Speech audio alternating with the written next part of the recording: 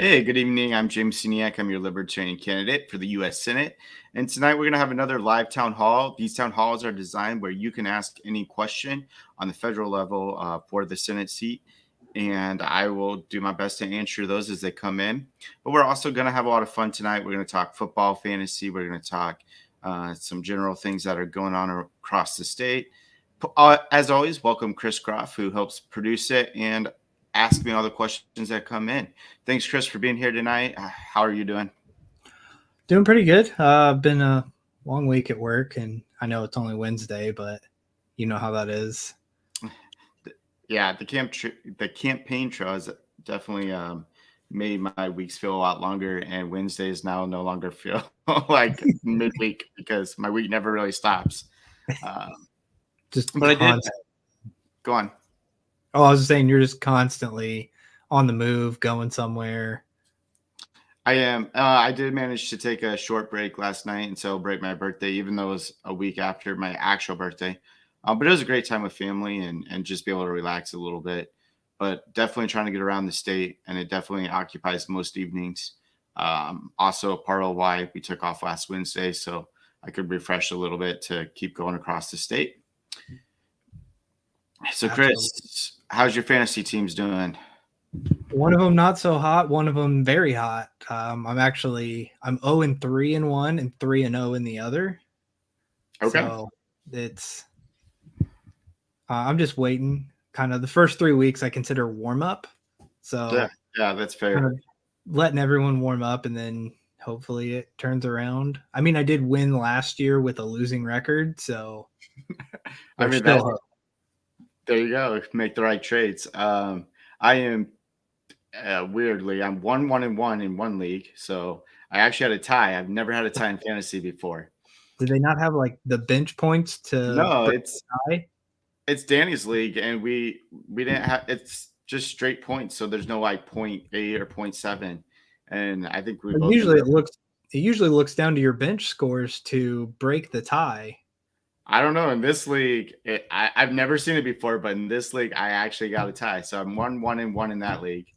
And then I'm 2-1 in my other league, which I'm slightly disappointed at. I was favored to win, and then Monday night kind of screwed it up.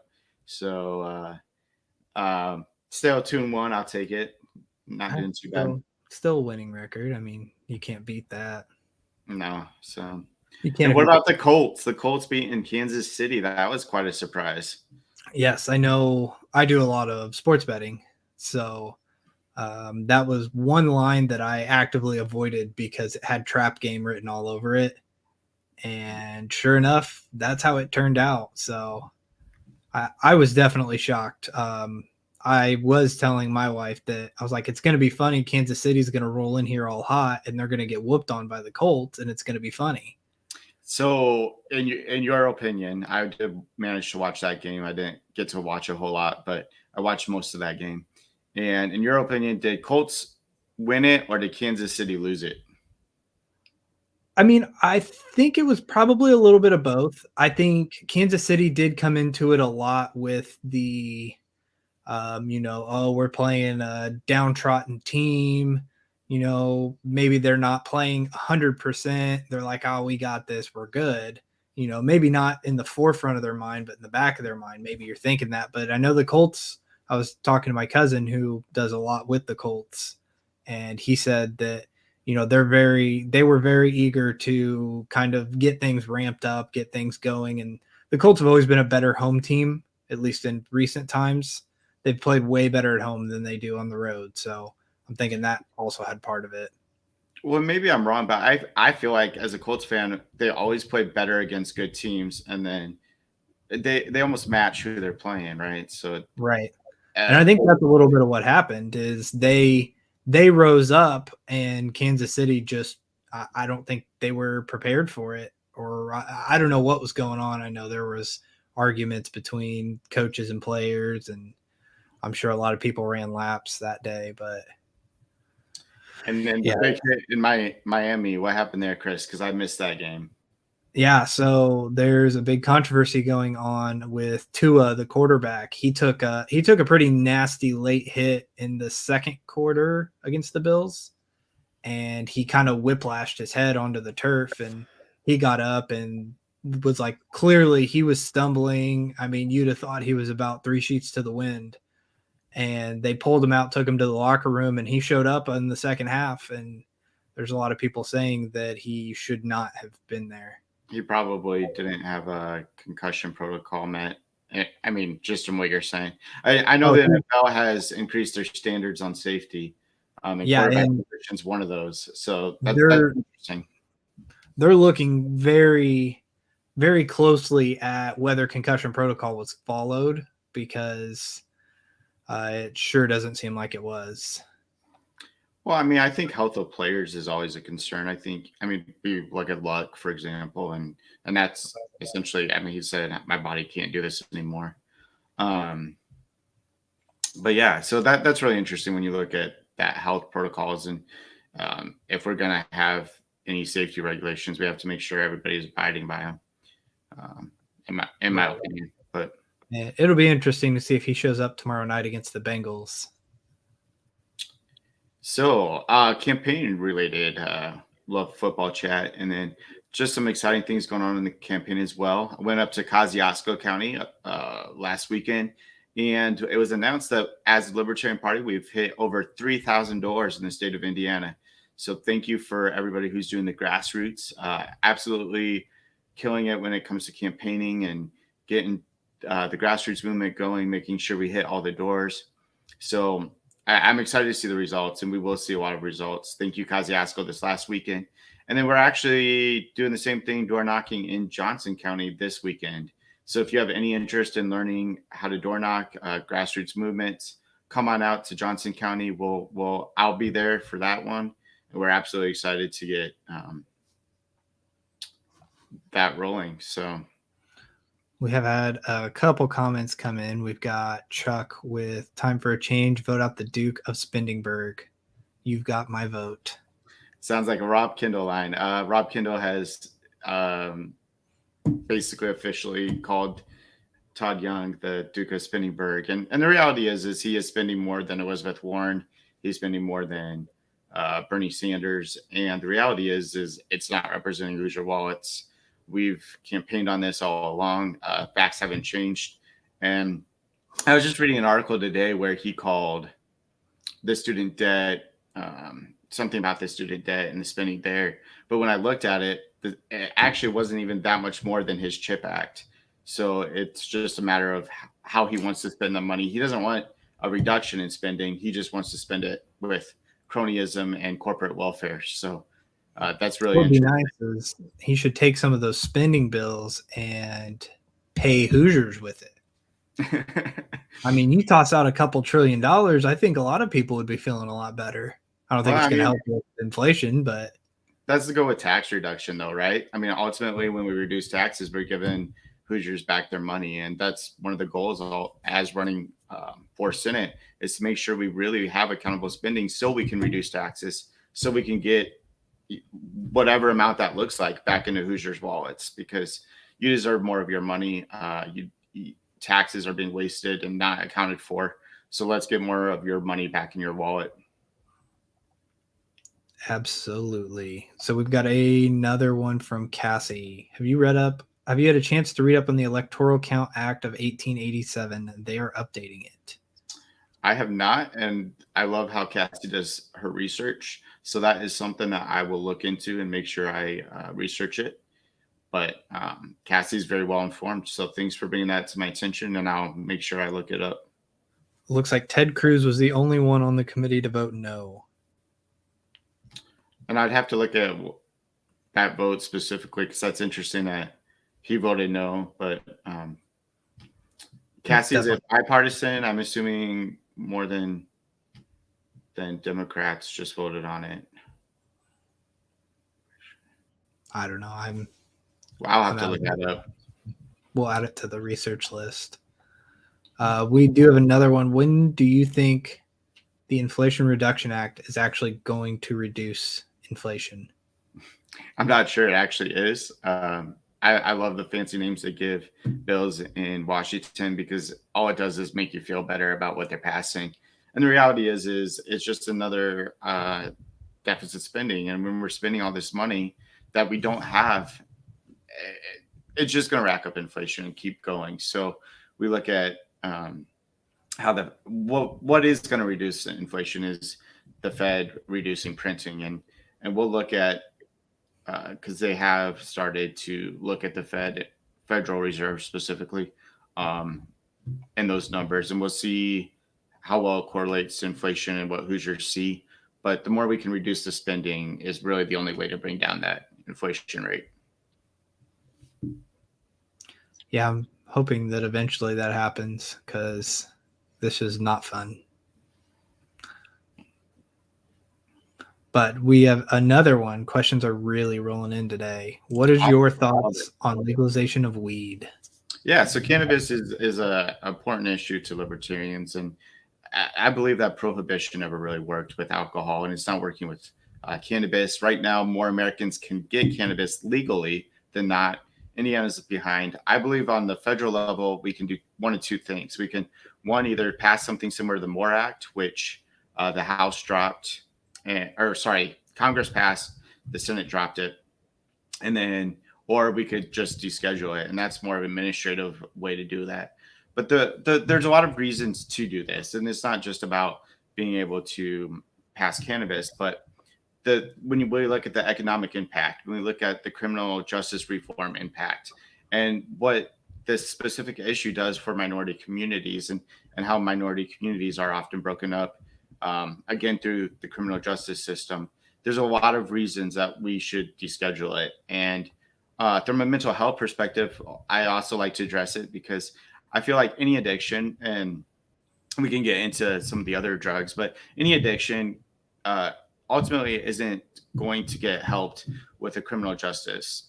What is going to help it is mental health institutes, and if we're really caring about our communities, we're going to go about fighting uh, addictions through a mental health role rather than just sending them to jail, which has done nothing and does not have any proven track record to actually help people with addictions.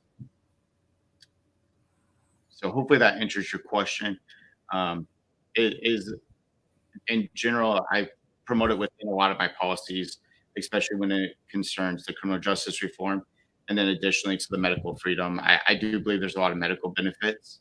And when we look at, for example, the opioid crisis that happened, uh, cannabis is actually a safer option than a lot of opiates. So there's a lot of medical research that has happened and will continue to happen, but we definitely need to embrace some of these changes. And I think we can best serve Hoosiers by descheduling it. For sure. So, follow up on that. What are your thoughts on decriminalization on all drugs?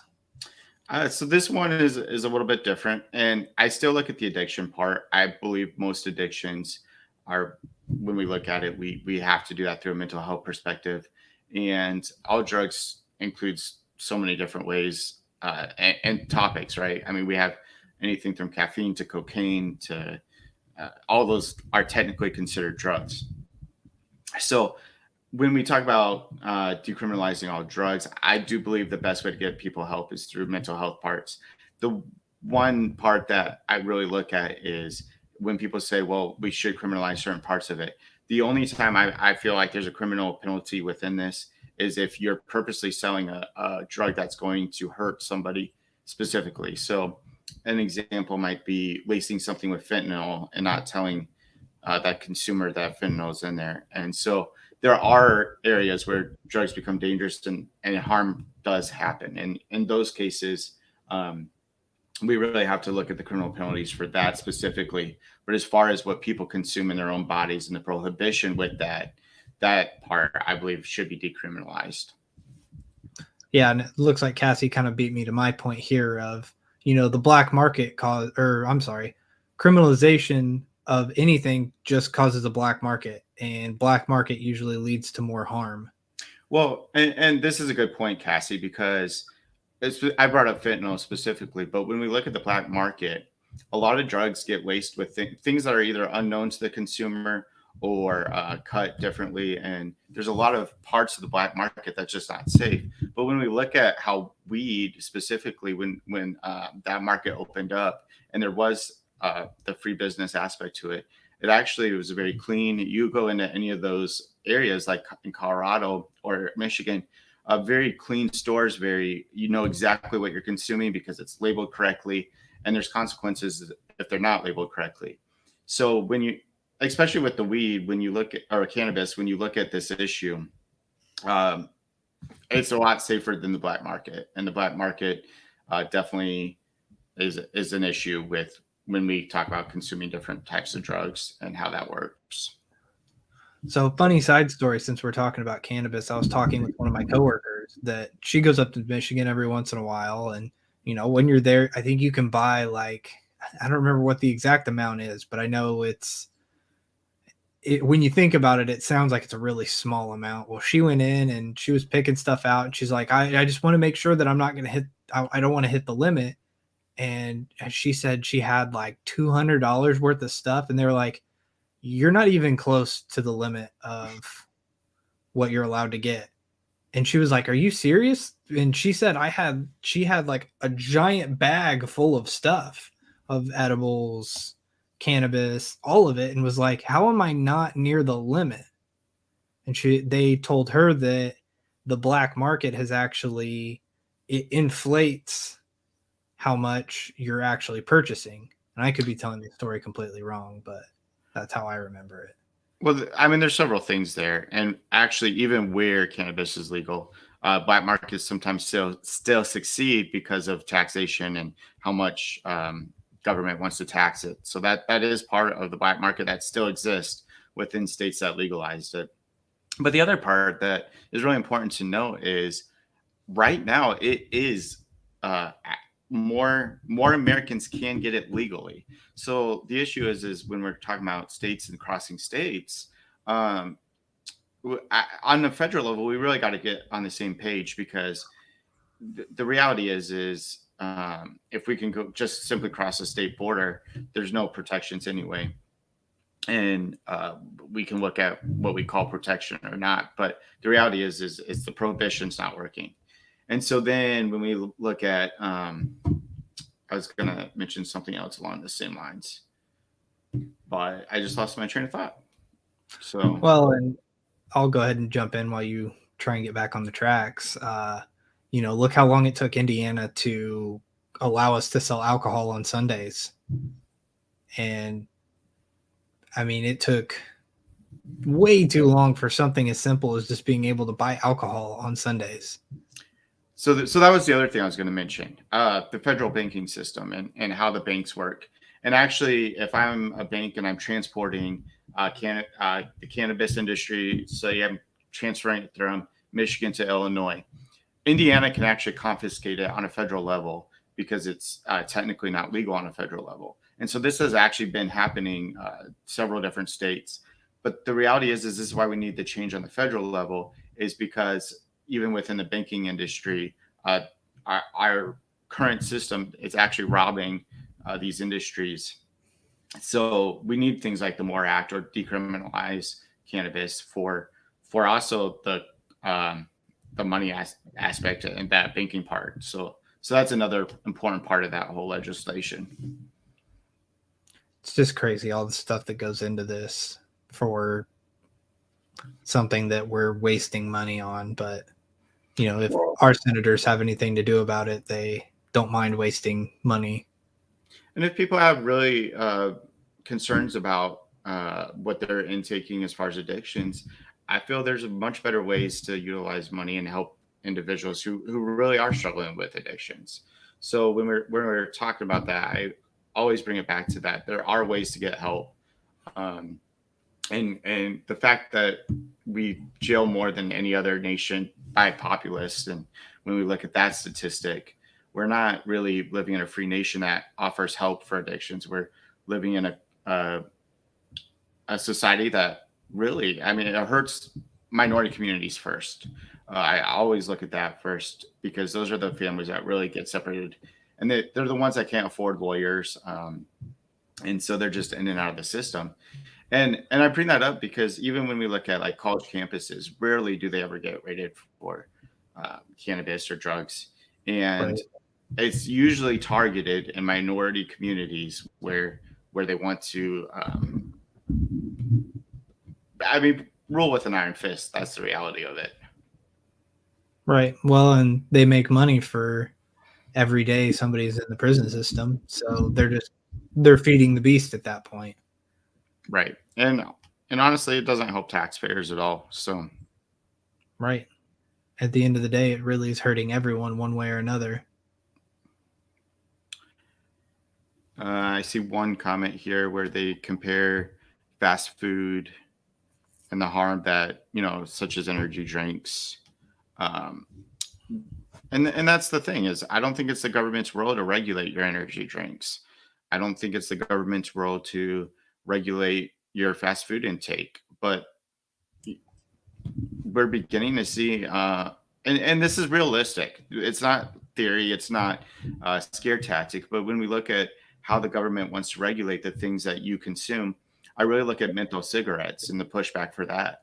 Um, I'm not going to recommend anybody smoke, but why are we regulating menthol cigarettes, and the government's really trying to have an impact on what we can consume and not, and those should be individual choices.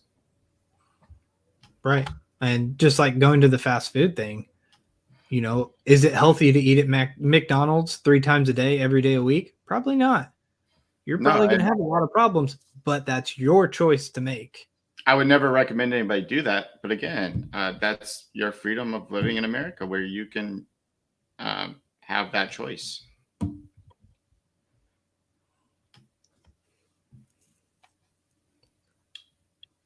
It looks here, Rachel put private prisons are something people can actually invest in, like a stock, 60K per person in jail given by feds from our tax dollars. And so this is something that I've kind of gone down the rabbit hole with, and it's ridiculous um, how we're trying to make profit off of a criminal justice system, and it's really a gross misconduct by our government. It's something that we really should push back against. The fact that we're trying to make investments out of real lives being ruined and going to jail for things like cannabis. I mean, we're talking nonviolent crimes. A lot of these, when you look at the numbers of stats of nonviolent crimes, I think the last stat I looked at, which I hate to throw out numbers when I haven't looked at them in a while, but I believe it's 60% are in for nonviolent crimes, and I'll have to relook that up to make sure that's accurate. But there's a significant population that really has not caused harm to their neighbor. They haven't caused harm to other individuals. They're in there because of these issues where they could get other types of help. So um, let's not make money off of people's sufferings and issues and addictions. Let's look at ways that really help our communities. Right. With that, is there anything you have anything going on this week? So big news today. I had an interview with Indy Star, so we'll see when that article comes out, and I'll try to update people when it does come out. But there's a lot of awesome topics that we discussed, and I really want to share just how important um, it is that we're seeing a shift in politics, and media is really noticing this shift. And I absolutely believe that we will see results in this election, in the upcoming elections of just a climate change of how politics work. But we need young voters. We need those who are disenfranchised to vote, and we really need people to come out strong. I was talking to my mom about the importance of vote and the voice, and how we think about all of these people who have, whether it's a woman's suffrage, all these people who have fought for this right.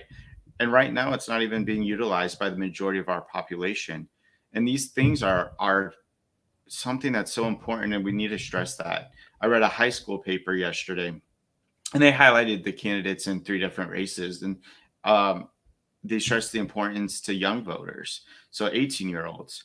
But we really have to remember how important that vote is, and it's not something that any politician or any party should be entitled to, but that's your voice to share how you want to be best represented, whether it's in Washington or whether it's on the state level or even your local level. So all the way down to school boards. All these things are essential. So really encourage your neighbors to vote this election. I think the deadline is in the next couple of weeks. So keep that in mind. Make sure you're getting people to register to vote. Absolutely. And Kenny brings up a good point saying that he doesn't live in Michigan anymore, but legalization made the black market stronger. It says on the streets, prices for good stuff was close but cheaper. A year later, the prices were way cheaper than the dispensary. The dispensary tests for different impurities, which is great, but all the rejected weed goes to the streets. So yeah, the black market still exists within the states that legalize it. The larger argument I hear is the high taxes on it. You usually can get it cheaper with the high taxes, but that is something to look at when we consider what scheduling would do to Right. it. And it looks like October 11th is the deadline to register. I actually thought that was the date, but that's another one of those that I wanted to make sure I did not misquote because that one's really important. So October 11th, make sure you register before then. If you know a new voter or someone who has recently moved, this happened to someone I know really close to me. She went to vote, and for whatever reason, when they updated her address, they didn't update her voting registration. So she was actually rejected at the polls. So make sure that if you've moved recently or you're a new voter, that you do register before October 11th. It is important. Well, with that, we're about at the 27-minute mark. Is there any other events going on? Yeah, this so week? Johnson County Get Out the Vote event this Sunday, and then Saturday, I'm still looking at my schedule. There's gonna be a couple of places that I'll try to hit, and then we'll keep those updated on Facebook and my website. So make sure if you want to see me in a certain area, and this is something I really want to encourage people because I've gotten requests to go to different counties, and I said, send me an event in your area that you would like to see me at.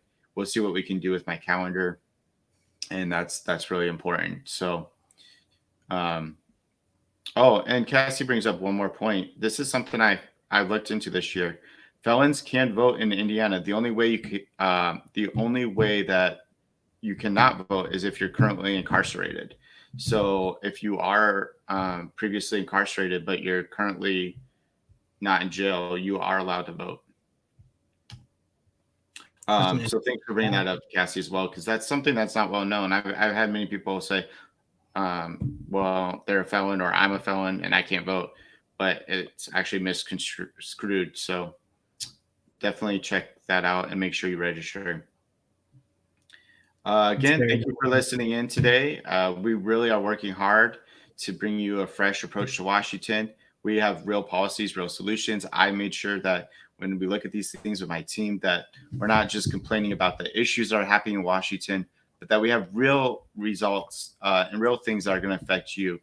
So this change, it's going to happen, and we have to vote differently if we want different Washington. If we want to see better representation, we still have to vote differently, and we got to make that a priority. So get the vote out, tell your neighbor to vote, register to vote, and consider a fresh approach when you go to the polls. James Sceniak for U.S. Senate. And if you have a little extra pocket change, inflation isn't hurting you too much, feel free to donate because we are a campaign for the people, by the people. And we need money for traveling so we can get to places and talk to people and billboards and signs and all the fun things. Yep. So thanks, Chris, for bringing that part up. It is important, and he said it in my words. I think he's heard me say it a few times. But but corporate money is not my thing. Lobbyist money is not my thing. I want to be funded by the people who I represent. So donations are always appreciated. All right, everybody have a good week. Enjoy your week, and let me know this week how your fantasy team does.